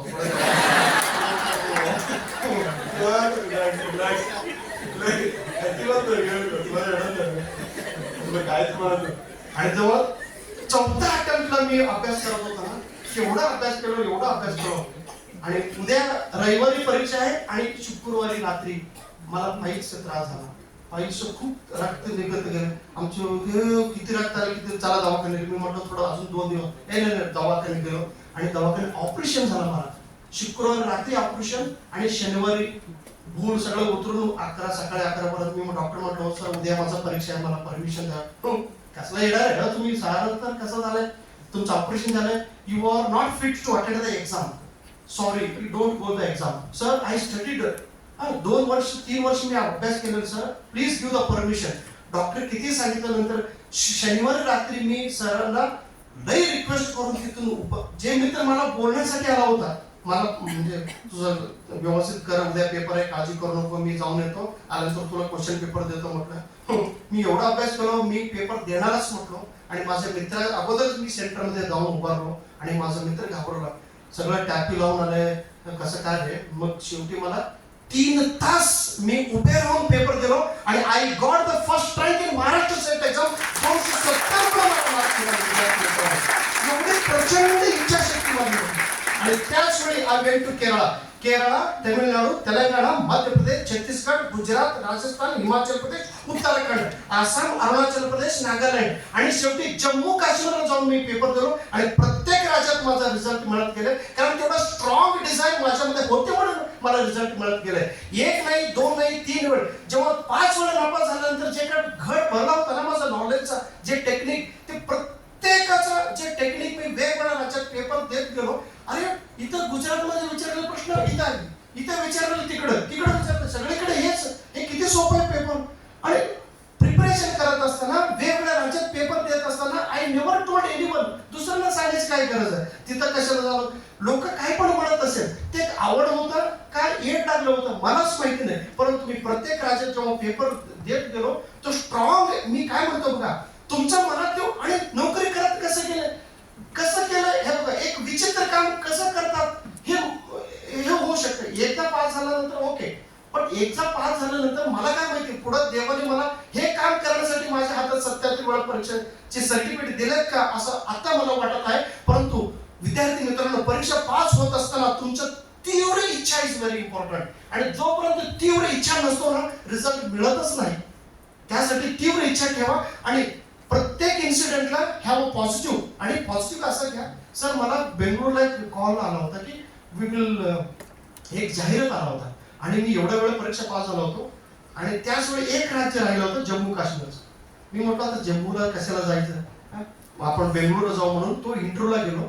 इंटरव्ह्यूला गेल्यानंतर इंटरव्ह्यूच्या आधी रविवारी जम्मू काश्मीरचे सेट पेपर आणि इंटरव्ह्यू होता शनिवारी. मग मी म्हटलं जम्मू काश्मीर कॅन्सल करू, आपण इंटरव्ह्यू जाऊ, नोकरी मिळाली तर चांगलं. मग इंटरव्ह्यू गेल्यानंतर मग त्यांनी गेल्यानंतर त्यांनी प्रश्न, okay from which place are you coming. मी म्हटलं थोडा चांगला विचार. बोलला त्याने, introduce yourself, tell me your name. मी माझं नाव सांगितलं. Okay we will convey you later, now you may go now. I know, एवढं सांगण्यासाठी तुम्ही मला बोलवला इंटरव्ह्यूला, नंतर मी तुम्हाला कळवतो तुम्ही जावा म्हटलं. एवढ्यासाठी मी सोलापूरवरून बेंगळूरला आलो. ठीक आहे, मग बाहेर आलो. 10 मिनिटांचा इंटरव्ह्यू संपला आणि 2:10 झालेत आणि उद्या रविवारी माझं शेवटचं जम्मू काश्मीरचे तेवढंच एक राहिले. मग काय करू, जम्मूला जाऊ. मग इथं मी बेंगळूरमध्ये, आता जम्मू कसं जायचं, मग जाण्यासाठी बसने तर नाही, सायकल तर अजिबात नाही. काय करू, घरी फोन करू, मी ह्याला चालव म्हटलं. तिकडे कशाला चालव, मारायला म्हटलं. तुला काय माहिती. माझ्या मित्रांना फोन केलो. मी म्हटलं 20,000 रुपये मला उसनं दे. कशाला दिलो, काय घेतो त्याला सांगितलं. 20,000 घेतलो आणि 7,800 रुपये तिकीट काढलो आणि मी विमानात बसलो 7 वाजता बेंगळूर विमानतळात. आणि बसल्यानंतर हे बेल्ट लावा कुठून, माझं मी गेल्यानंतर माझ्या पिशवी होता, सगळं माझ्याकडेच बघत होते. हे कुठून आला प्राणी, आफ्रिकाचा. म्हटलं बसलो, बेल्ट लावा. मला बेल्ट लावता येत नव्हतं. मी ते इथलं एक परी आले मॅडम, अँजल मॅडम. ते एकदा मला असं बेल्ट लावत असताना थोडा गुडघ्याला टचिंग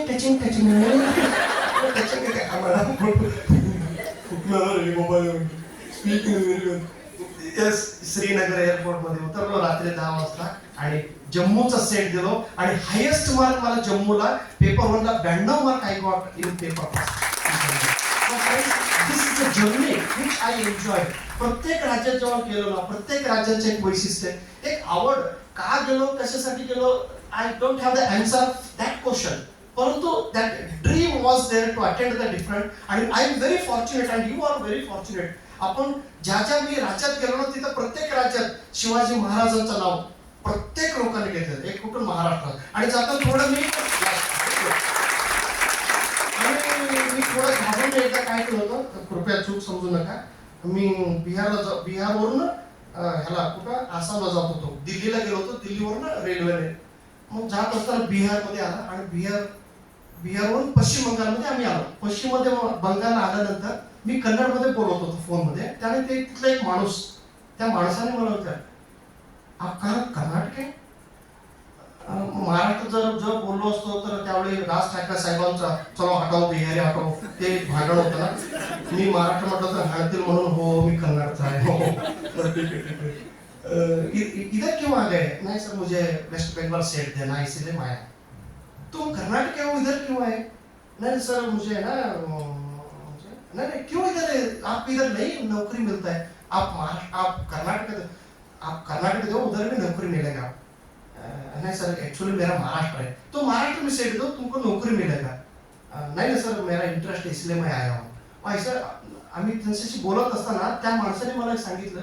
बोलत असताना बेळगावचा आहे. मग बेळगाव म्हटलं तर त्यांचा भाऊ बेळगावला राहतात. थोडं क्लोज झालो आम्ही. मग क्लोज झाल्यानंतर बोलत ते म्हटलं yes I am also professor, Hindi professor होता त्याने. आणि मी वेस्ट बेंगॉलचे क्वेश्चन पेपर सेटर म्हटलं. दलमध्ये त्याचा पायाच पकडतो. मला सांगा काय असं थोडं सिक्रेट सांगा.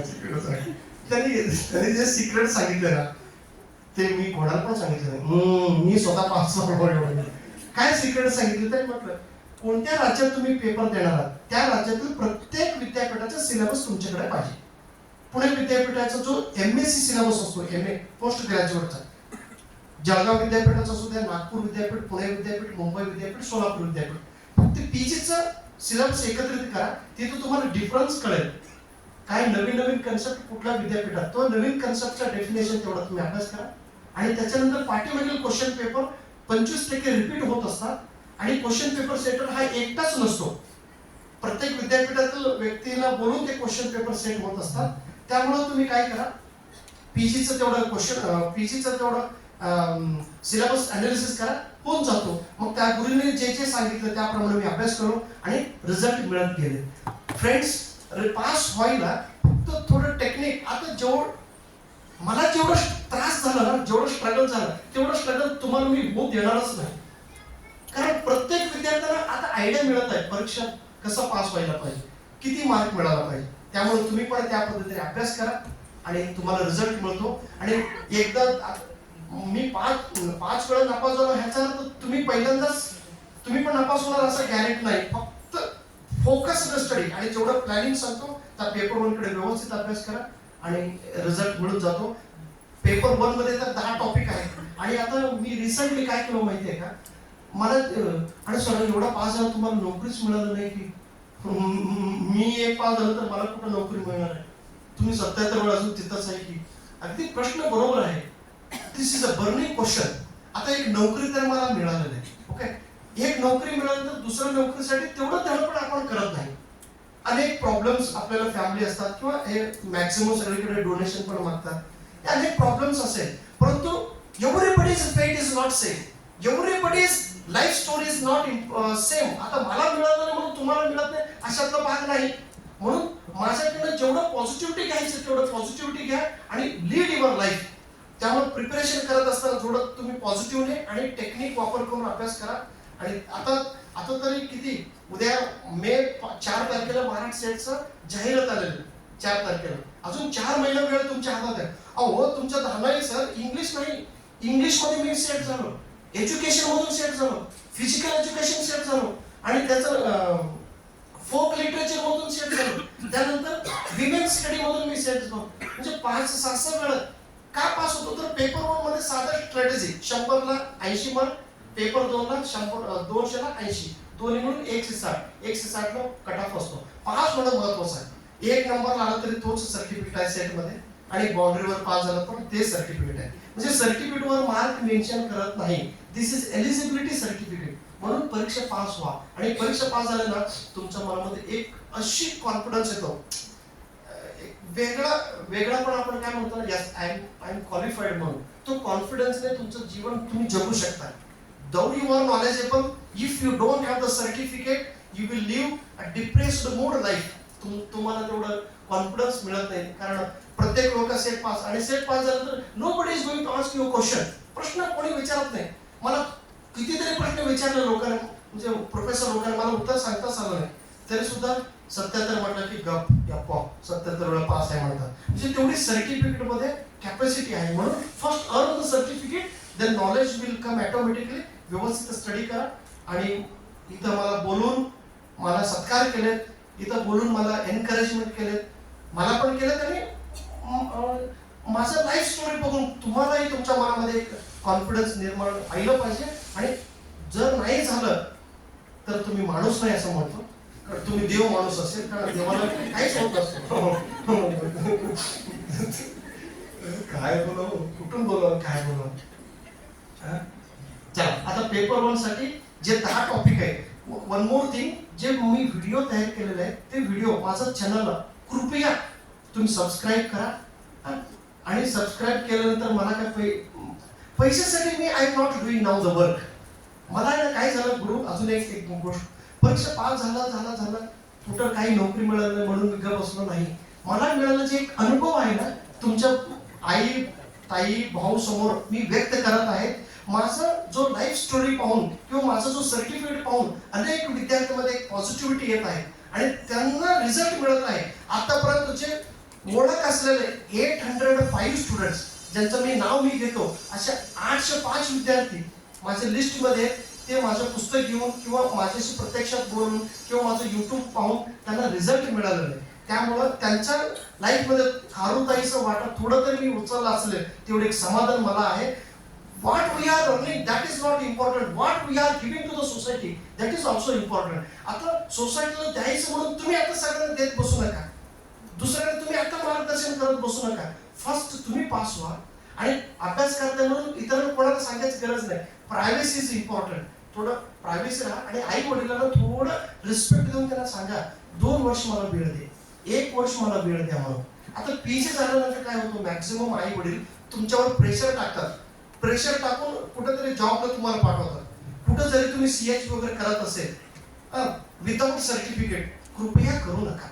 कुठलंही तुमचंच कॉलेज असलं तरी करू नका, कारण विदाउट सर्टिफिकेट तुमचं करिअर त्याचं होणारच नाही. म्हणून सर्टिफिकेट घ्या, मग नंतर तुम्ही कुठेही तुम्ही ड्युटी करा. सर्टिफिकेट असताना तुम्ही काम करत राहिलं तर वेळ मॅनेजमेंट करणं खूप अवघड आहे. आता घर, बायको, मुलं, शाळा सांभाळून मी एवढं केलो, मी कसं केलो म्हणून मला सगळं येडा म्हणतात. ते येडा आहे. मग येडा म्हणूनच मी पेढा खात राहिलो होता. ते येडा म्हणणार तिथंच राहिले. पण म्हणणार म्हणतात. मग आता माझ्या बायको पण तेच म्हणते, माझं सगळं असू दे. आज तिला मी मुद्दाम घेऊन आलो, हे सगळं बघा मी कसा आहे, मला कसा सत्कार करते, सत्कार केला तर काय मिळते का म्हणतो. काय मिळते? सगळं मिळते असं नाही, मिळतात. आज एकदा देवानं द्यायला सुरू केलं, एकदा कोणीतरी एक शक्ती द्यायला सुरू केलं ना, भरपूर मिळतो. ह्या मीन व्हाईल हे सगळं करत असताना खूप स्ट्रगल केलो. पैशाच्या अडचणी प्रचंड झाला. 24 लाख खरंच बचाव झालो. का झालो, कशासाठी झालो, हे अनेक उदाहरण आहेत. ते किती राहिलं तरी फक्त तुम्ही करत राहा. केलं तर होत आहे, आधी केलं पाहिजे हे मन तुमच्या मनामध्ये ठेवा आणि सेट कडे व्यवस्थित लक्ष द्या. आणि पेपर 1 साठी जे 10 घटक आहेत, 10 घटकांचा प्रत्येक घटकावरून कमीत कमी 30, 40, 50 व्हिडिओ मी तयार केलेले आणि ते फ्री मध्ये अपलोड केलेले. ते व्हिडिओ ना बघत असताना एक सिरीज प्रमाणे बघा आणि फक्त बघू नका. तिथं काय सांगितलेलं मी ते नोटबुक मध्ये प्लीज राईट डाऊन, नोटबुक मध्ये सगळं लिहित जावा.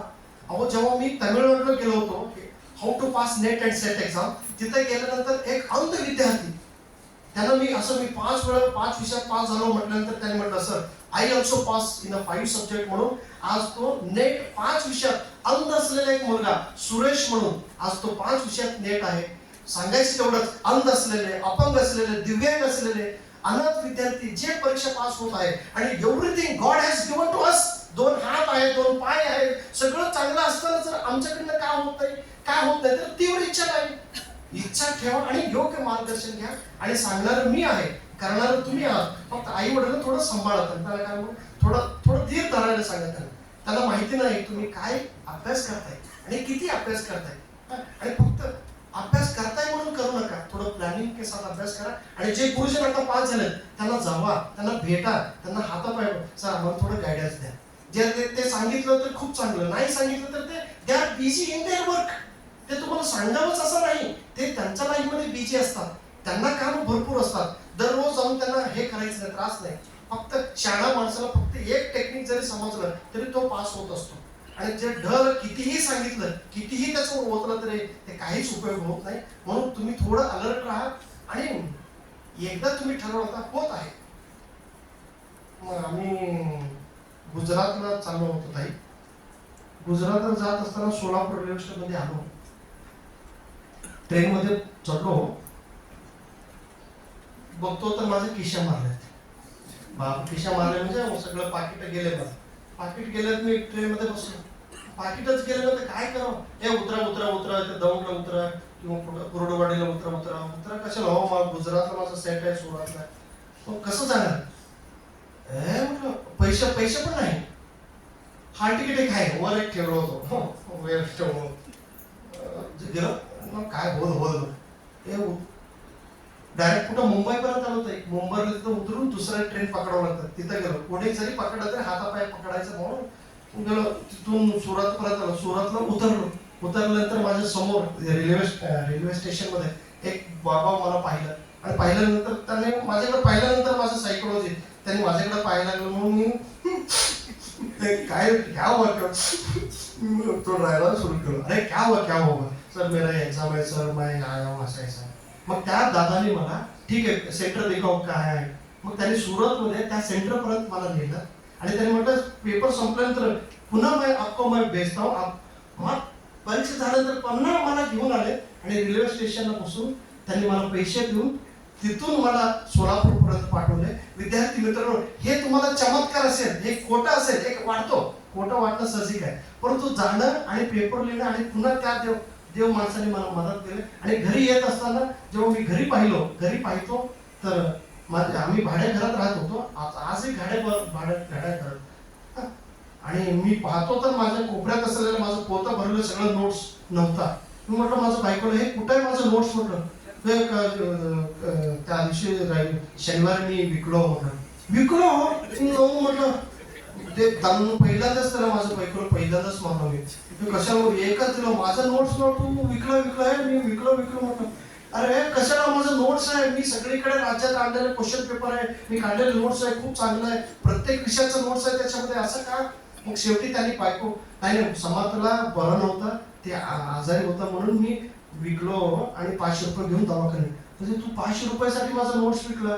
आणि जेव्हा मी सोमवारी आलो होतो, कुठं विकलं म्हणून त्या माणसाकडे जाऊन भेटलो आणि तो रद्दीवाला भेटला तिथं. अजून तो म्हटलं सगळं चांगलं आहे म्हणून मी कुठं रद्दीला घातलं नाही सर, घ्या. मग त्यांना मी 1000 रुपये देतो दादा म्हणून माझं नोट्स घेऊन आलो आणि त्या नोट्स आज मी पुस्तक बनवलो. आज त्या पुस्तकामध्ये माझा आज प्रत्येक राज्यातील जे जे क्वेश्चन पेपर मी आणलो होतो, जे जे क्वेश्चन रिपीट झाले, ते सगळं ह्या पुस्तकात किंवा मी माझ्या युट्यूबमध्ये मी सांगत आहे. विद्यार्थी मित्रांनो, सांगायचं एवढंच माझा हेतू आहे की जर ध्येय ठरवला आणि ते करत राहिल्यानंतर anyhow you have to do the work and definitely will get the result. आणि हे सगळं माझं कार्य करत असताना UGCचे जे चेअरमन साहेब आहेत, भूषण कुमार पटवर्धन साहेबांनी दिल्ली UGC हेड ऑफिसला बोलून तिथं माझा सत्कार झाला आणि तिथं JNU मध्ये माझं लेक्चर झालं.